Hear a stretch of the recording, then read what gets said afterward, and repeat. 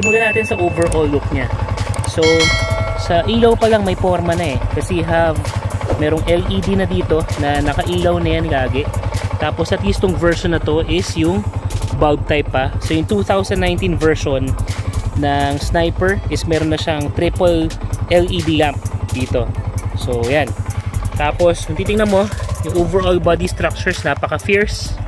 Parang laging palaban, on the go. Tapos ayan, yung signals niya nasa baba ng front framing niya. So ano yan, kumbaga unique design yan sa mga motorcycles ngayon. So naka-mugs na rin siya, stock mugs yan. Tapos yung overall structure niya is very aerodynamic. Kita mo yung shape, it makes sense eh. Tapos ayan, yung mga point, yung triangle right here, tapos matches yung sa triangle niya dito, or yung point yan. Tapos ito pa, meron siyang mga opening dito for airflow, tsaka dito. So again, yung design na yan, it makes sense kasi it makes the motorcycle aerodynamic. Anong ibig sabihin nun? It creates less drag for the motorcycle, hence mas magiging mabigis siya kasi hindi siya sumasalubong sa hangin. Meron siyang mga outlet para lumusot yung air sa kanya.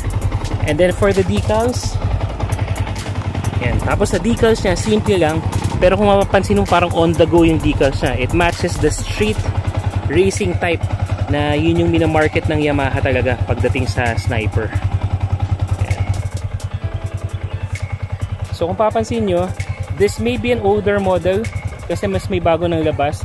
Not much of a difference to the 2019 model ng Sniper ngayon in terms of the body structure.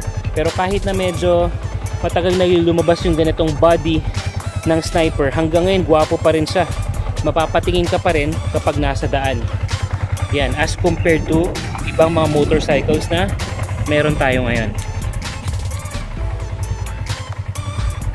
Yan. Punta tayo sa brakes. Pagdating sa brakes, dual disc brake yan mga brother. Yan. Ito yung sa rear.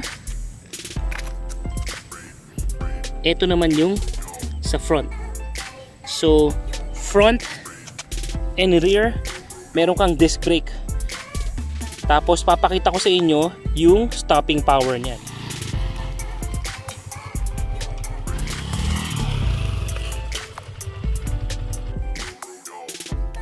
Pero, wala tong ABS. So, I think it would be better kung ABS na rin to, given na matugin kasi tong motor na to eh. Sa suspension niya mga brother yan, monoshock siya. Eto. Pero yung distance naman niya from your tires papunta dito sa body or sa framing mo is enough. So mamaya makikita natin yan kung okay yung shocks niya pag tinest drive natin. And then ito naman yung sa front suspension. So, telescopic fork.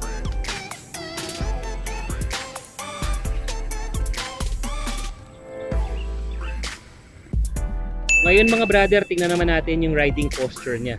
Tsaka yung overall comfort niya pagdating sa pagmamaneho. So, kung mapapansin nyo, yung paa ko abot na abot sa ground. Yung ground reach ko, kumbaga cleared na cleared. Again, I am 5'10".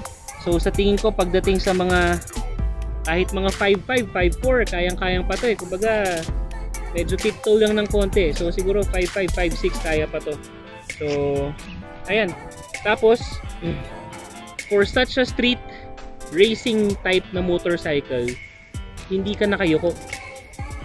Medyo mas mataas yung manibela niya kumpara sa mga iba niyang ka-level na MC in terms of, racing type. Ika nga. So, medyo upright ka, hindi ka nakayuko, yung likod ko, ano pa rin naman, komportable pa rin naman. So, siguro kahit long drive, okay ito. Yan. Tapos kung papapansin nyo, ito yung shifting gears ko. So, komportable pa rin naman. Again, ang bike na to is 5-speed which is 1 down, 4 up.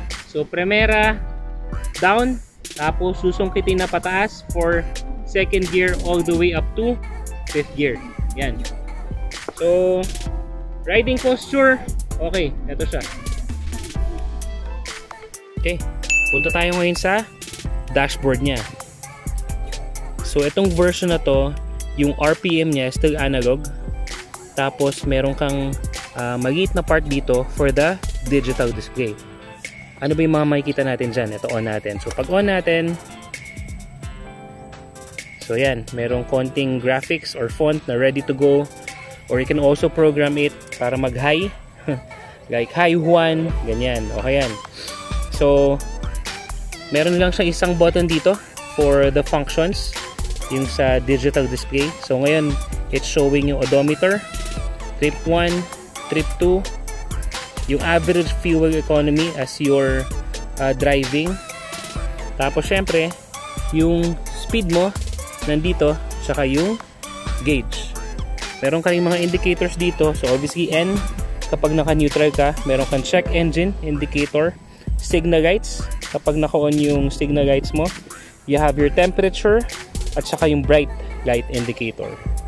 So very simple lang, minimalistic itong version na to, but still it gives you the information na kailangan mo habang nagmamaneho. Meron pa rin siyang manual key. So the usual, yung conventional way of starting your motorcycle. So obviously yan. And then 2 ways to start. You have the push start button, pwede yan dito. And meron din siyang kickstart. Yan. So in case medyo alanganin sa push start because of the battery, meron din siyang kickstart.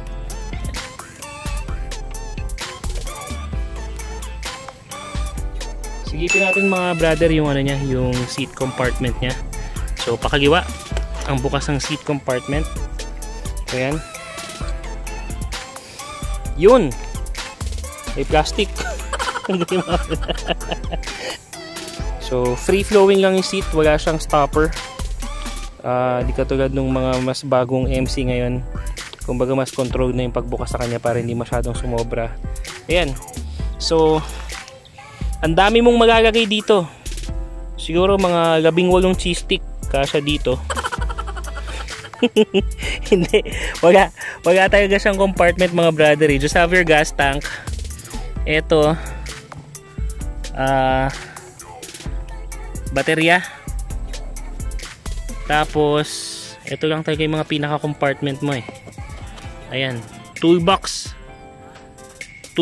tapos siguro mga 3 quick cash. Yan. So but then again, itong bike na to, it's not built for cruising. It's built for speed and streets, ika nga.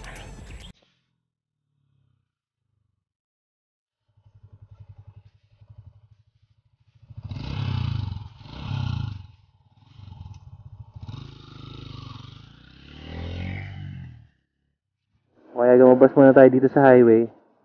Test natin. Tara. So, o nga pala, ano to? Yung clutch niya nga pala, napakadali lang i-clutch ay, no? 1 finger pwede. Kita niya ba? So, magaan lang siya i-clutch. Saka itong variant na to, itong motor na to, meron tong tinatawag na sleeper clutch. So, ibig sabihin, at certain speeds, for you to shift up or even shift down, hindi mo na kailangan mag-clutch. Parang nagiging semi-automatic na siya. Yan. Anong purpose nun? It lessens engine brake. So, kung gusto mong humataw talaga, at at ginagamit mo yung pagka-sleeper clutch niya, tuloy-tuloy lang yung hataw mo, yung speed mo. Kasi, kung mapapansin nyo, sa ibang MC na manual or yung may cambio, kapag kinambyo siya, tapos nag-clutch ka, merong konting engine brake eh. So, kumbaga nabibitin yung pag-arangkada niya. Ayan. Mali pa yata yung pupuntahan ko kasi gusto ko yung speed test. Dito pala tayo sa cementerio. November 1 ngayon. Naku. May epic fail pa yata tayo dito.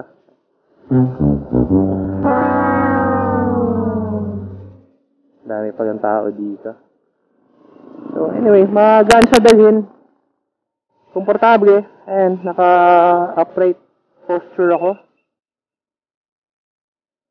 Pero ramdam ko merong power dito sa mga kamay ko na gustong-gustong kumawala. Ayan, no?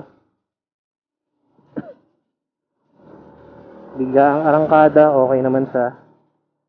Ito. Kung kailangan ng sudden overtaking. So, okay. Di pa ako nag-change gear nun. Meron siya kaagad na hatak. Arangkada. Okay. Medyo maraming sakyan. Pero, try natin.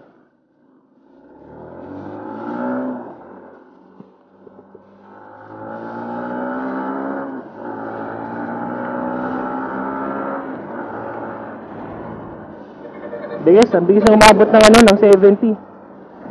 Konting segundo pa lang, nasa 70 na ako eh. Pero yun nga, gaya sabi ko, hindi tayo makakahataw kasi maraming sakyan, delikado. So ngayon, hindi na ako nagka-clutch. Dahil meron na akong desired speed.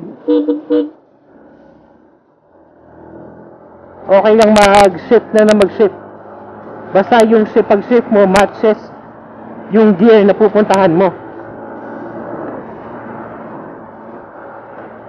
Ayan, wala pang ka-effort mga brother, nakaka 70 to 80 na tayo eh. So ano pa kaya kung merong kung merong lugar o space.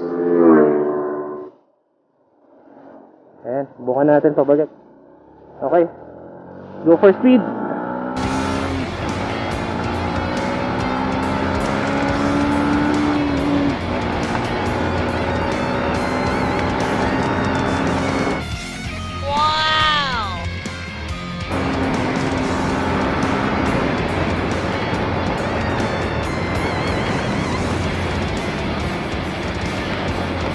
Ang napakadali, ang bilis na ito. Nasa 4th gear pa lang ako, nasa 90 plus na tayo kanina eh.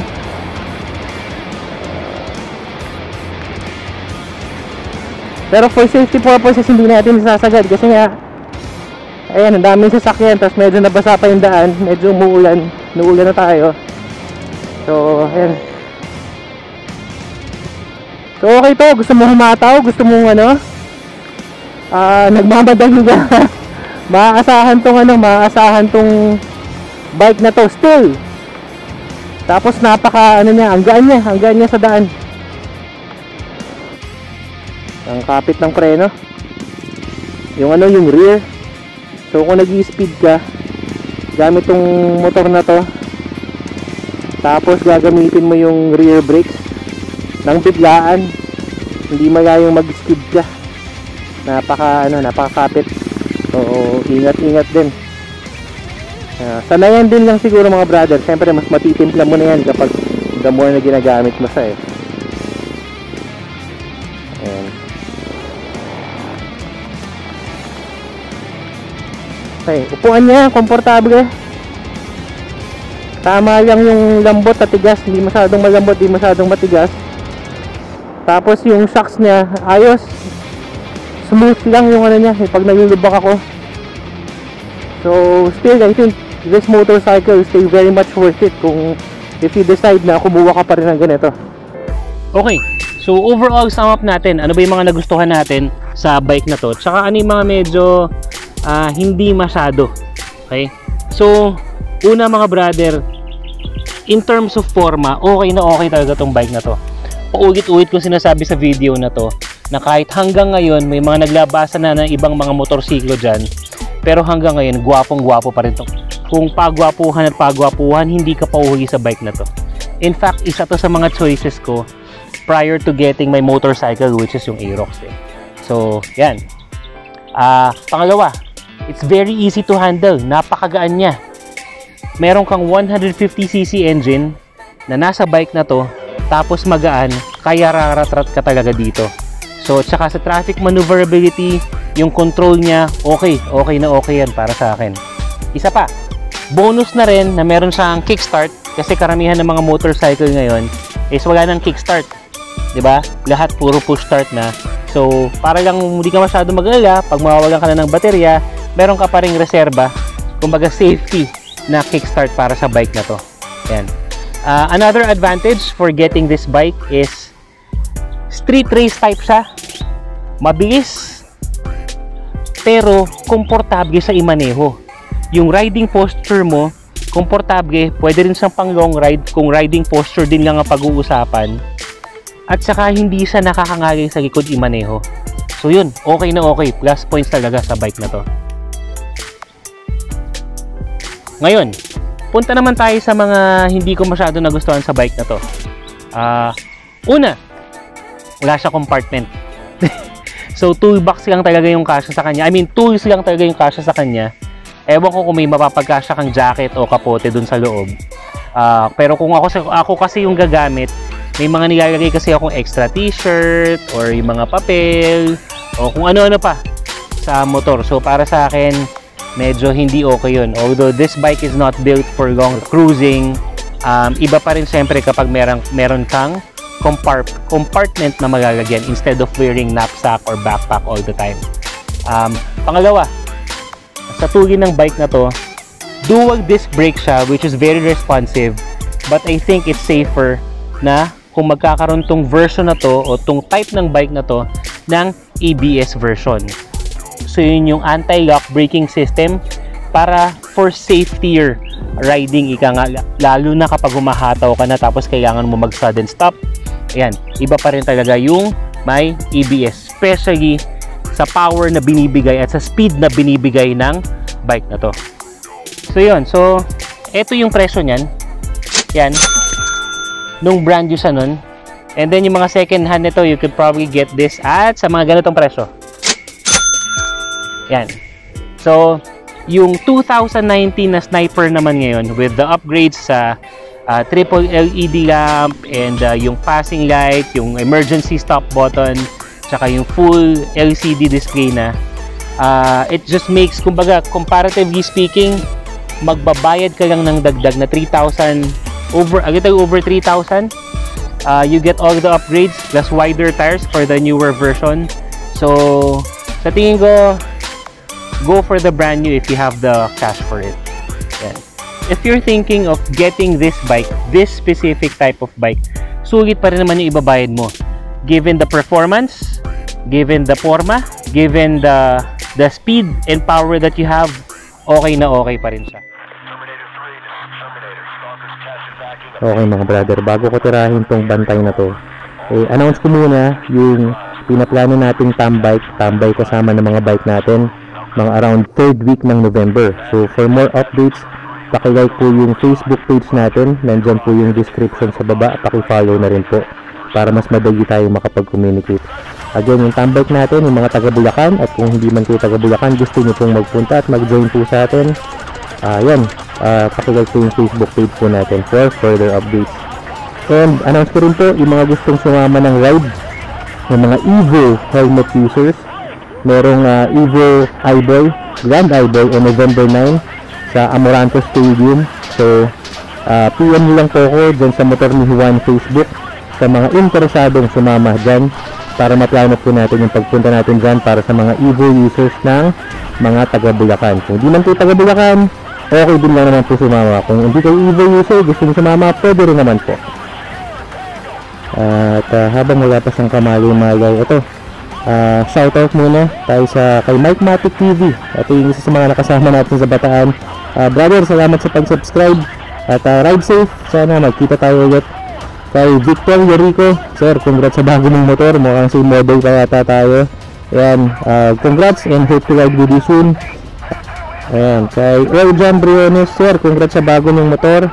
Sa bago ng Aerox, parehas rin po tayo na ngayon ng motor, so good choice. Kay At Iba Pa, all the way from Kingdom of Saudi Arabia, pag-uwi niyo sir, sige po, ride po tayo, may pagkakataon. Comment rin po yung name niyo para ma-shoutout po natin kayo na maayos. Again, that's for At Iba Pa. Rockstar PH, salamat po sa feedback.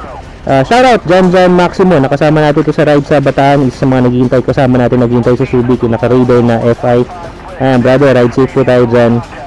Kay Josie Motovlog, kung may pagkakataon po magkasalubong, yan, wala pong problema, may sticker po tayo para sa inyo. At shoutout po sa lahat ng mga motovloggers community. Ayan, ride safe and good luck sa mga channel natin mga brother. So again, yung tambay po for 3rd week ng November, set na lang po natin yung date. For more updates, i-like na lang po natin yung Facebook page. Nasa baba yung link po natin yan for easier communication po. Tsaka sa mga usual na sumusuporta sa atin, maraming salamat po. Sana patuloy niyo po kaming suportahan sa motor ni Juan. Pagbubutihin pa po namin yung paghahatid sa inyo ng mga impormasyon na to. Yun, peace and out muna tayo. I'll have to take care of this dude muna dito sa harap ko. Yayarin ko muna to. Yun mga brother, see ya.